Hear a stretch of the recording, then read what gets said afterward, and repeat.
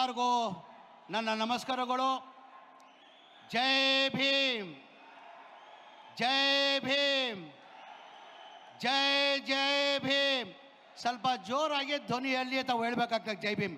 ಕಾರಣ ಅಂದರೆ ತಮಗೆಲ್ಲ ಗೊತ್ತೇ ಇದ್ದಂಗೆ 2014 ಕೇಂದ್ರದಲ್ಲಿ BJP ಸರ್ಕಾರ ಬಂದಾದ ಮೇಲೆ ನಮ್ಮ ರಾಜ್ಯದವರೇ ಒಬ್ಬರು ಕೇಂದ್ರದ ಮಂತ್ರಿ ಆಗಿದ್ದರು, ಅನಂತಕುಮಾರ್ ಹೆಗಡೆ ಅವರು. ಅವ್ರು ಏನಂದರು, ನಾವು BJP ಸರ್ಕಾರ ಬಂದಿರೋದೇ ಸಂವಿಧಾನ ತೆಗಿಯೋಕ್ಕಂತ ಹೇಳಿರೋದು ತಮಗೆಲ್ಲ ಗೊತ್ತಿರೋದು ವಿಚಾರ.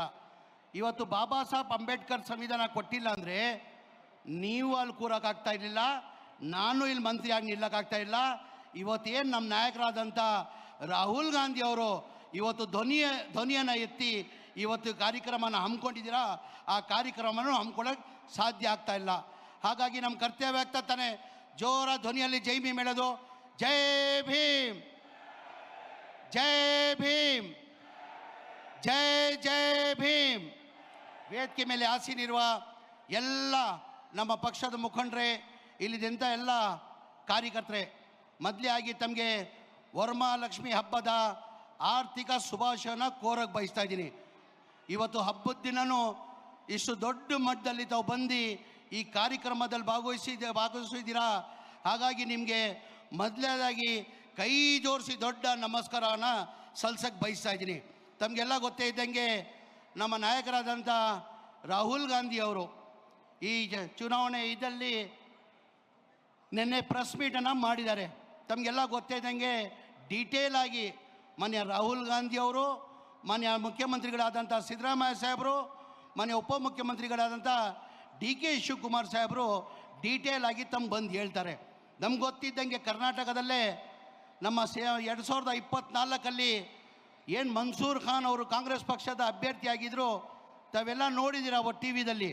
ಕನಿಷ್ಠ ನನ್ನ ಅನಿಸಿಕೆ ಕೊನೆವರೆಗೂ ನಾವು ಲೀಡ್ ಆಗಿದ್ವಿ, 60,000ನೋ 70,000 ನಾವು ಲೀಡ್ ಆಗಿದ್ವಿ. ನಾವೆಲ್ಲ ಖುಷಿ ಸಂತೋಷನ ಪಟ್ವಿ. ಈ ಬಾರಿ ನಮ್ಮ ಸೆಂಟ್ರಲ್ ಕ್ಷೇತ್ರದ ಪಾರ್ಲಿಮೆಂಟ್ ಕ್ಷೇತ್ರದಿಂದ ನಾವು ಗೆದ್ದಾಗಿದ್ವಿ ಅಂತೇಳ್ಬಿಟ್ಟು ನಾವು ಭಾಳ ಖುಷಿಯನ್ನು ಪಟ್ವಿ. ಕೊನೇ ಮೂಮೆಂಟಲ್ಲಿ ಯಾವಾಗ ಮಾದೇವಪುರ ಬಂತು, ಆವಾಗ 1,15,000 ಲೀಡ್ ಆಗಿಬಿಟ್ಟು BJP 30,000 ಅಂತರದಲ್ಲಿ ಗೆದ್ದಿದ್ದಾರಂತ ಘೋಷಣೆ ಮಾಡಿದ್ರೆ ತಮಗೆಲ್ಲ ಗೊತ್ತಿದೆ ವಿಚಾರ. ಇದೆಲ್ಲ ರಿಸರ್ಚ್ ಮಾಡಿ ನಮಗೂ ಒಂಥರ ಆಶ್ಚರ್ಯ ಆಯಿತು. ಹೆಂಗಪ್ಪ 1,15,000 ಲೀಡ್ ಬರೋಕ್ಕೆ ಸಾಧ್ಯ ಆಯಿತು ಅಂತ ಹೇಳ್ಬಿಟ್ಟು ನಮಗೆಲ್ಲ ಆಶ್ಚರ್ಯ ಆಗಿತ್ತು. ಆಮೇಲೆ ಎಲ್ಲ ರಿಸರ್ಚ್ ಮಾಡಿದಾದ್ಮೇಲೆ ಒಂದೊಂದಲ್ಲಿ ಮಾದೇವಪುರದಲ್ಲಿ ಭಾಳ ಜನ ನಮ್ಮ ಮುಖಂಡರುಗಳು ಡೀಟೇಲಾಗಿ ವಿವರವನ್ನು ಕೊಡ್ತಾಯಿದ್ರು. ಭಾಳಷ್ಟು ಕಡೆ 15-20 ಮನೆಗಳಲ್ಲಿ 80 ಮತದಾರರು ಇದ್ದಾರೆ. ಆಮೇಲೆ 15-20 ಮನೆಯಲ್ಲಿ ಒಂದೇ ಬೂತಲ್ಲಿ 71, 72, 73, 74 4-5 ಬೂತು ನನಗೆ ಡೀಟೇಲಾಗಿ ಹೇಳ್ತಾಯಿದ್ರು. ಸಣ್ಣ ಸಿಟ್ಟ ಒಂದೇ ಕಟ್ಟಡಿಯಲ್ಲಿ 100 ಓಟ್, 80 ಓಟು, 70 ಓಟ್ ಅಂತ ಮನೆಯ ಸ್ನೇಹಿತರು ಹೇಳ್ತಾಯಿದ್ರು. ಅದ್ರ ಜೊತೆಯಲ್ಲಿ ಮಹಾರಾಷ್ಟ್ರದಲ್ಲಿ ತಮಗೆಲ್ಲ ಗೊತ್ತಿದ್ದಂಗೆ ಯಾರೋ ಒಂದು ವೋಟರ್ ಮಹಾರಾಷ್ಟ್ರದಲ್ಲೂ ಓಟ್ ಹಾಕಿದ್ದಾನೆ, ಕರ್ನಾಟಕದಲ್ಲೂ ಓಟ್ ಹಾಕಿದ್ದಾನೆ, ಗುಜರಾತಲ್ಲೂ ಓಟ್ ಹಾಕಿದ್ದಾನೆ, ಬೇರೆ ಕಡೆನೂ ಓಟ್ ಹಾಕಿದ್ದಾರೆ. ಆ ಹಿನ್ನೆಲೆಯಲ್ಲಿ ಇವತ್ತು ನಮ್ಮ ರಾಹುಲ್ ಗಾಂಧಿಯವರು ಇವತ್ತು ಈ ಬಗ್ಗೆ ಹೋರಾಟನ ಮಾಡಿ ನ್ಯಾಯನ ದೊರಕಿಸೋದ ಕೆಲಸ ಅವ್ರು ರಾಹುಲ್ ಗಾಂಧಿ ಅವರು ಮಾಡ್ತಾಯಿದ್ದಾರೆ. ಇವತ್ತು BJP ತಮಗೆಲ್ಲ ಗೊತ್ತೇ ಇದ್ದಂಗೆ ನನ್ನ ಚಾಮರಾಜಪೇಟೆ ಕ್ಷೇತ್ರದಲ್ಲಿ 5 ಬಾರಿ ಜನ ನನ್ನ ಆಶೀರ್ವಾದ ಮಾಡಿ 5 ಬಾರಿ ನನ್ನ ಗೆಲ್ಲಿಸಿದ್ದಾರೆ. MLA ಚುನಾವಣೆಯಲ್ಲಿ ನೋಡಿ ನೀವು, ಯಾವತ್ತೂ BJP 22,000 ಓಟ್ ಮೇಲೆ BJP ಯಾವತ್ತೂ ತಗೊಂಡಿಲ್ಲ. ಯಾವಾಗ ಪಾರ್ಲಿಮೆಂಟ್ ಚುನಾವಣೆ ಬರ್ತದೆ 45,000, 48,000 ಓಟ್ ತೊಗೊಳ್ತಾರೆ. ಹೆಂಗೆ ಸಾಧ್ಯ ಅದು?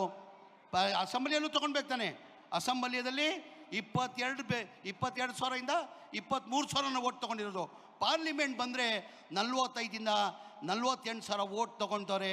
ಇವತ್ತು ಆ ಕೆಲಸ ಆಗಿಲ್ಲ ಅಂದರೆ ಇವತ್ತು ಲೋಕಸಭೆಗೆ ನಮ್ಮ ಮನ್ಸೂರ್ ಅವರು ಇವತ್ತು ಯಶಸ್ವಿ ಆಗ್ತದಂತ ನಾನು ಭಾವಿಸ್ತಾ ಇದ್ದೀನಿ.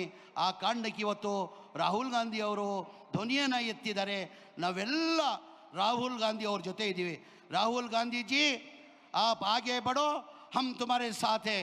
जोराಗಿ ಹೇಳಬೇಕು, ರಾಹುಲ್ ಗಾಂಧೀಜಿ आप आगे बढ़ो, हम आपके साथ हैं ಅಂತ ಹೇಳಿ ನನ್ನ ಮಾತನ್ನು ಮುಗಿಸ್ತೀನಿ. ಜೈ ಹಿಂದ್, ಜೈ ಕರ್ನಾಟಕ, ಜೈ ಕಾಂಗ್ರೆಸ್.